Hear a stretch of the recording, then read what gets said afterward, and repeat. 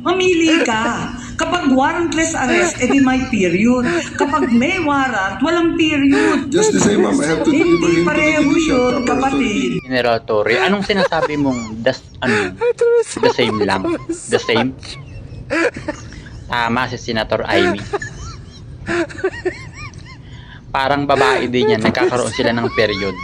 Ang lalaki, walang period. Katulad ko, kahit kailan, walang period. At hindi magkaka-period. Di ka? Bukod ang may period sa walang period. General Torre. Period.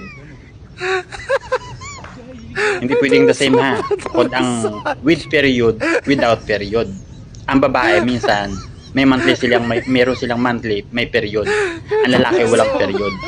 So, meaning, talagang merong period at walang period.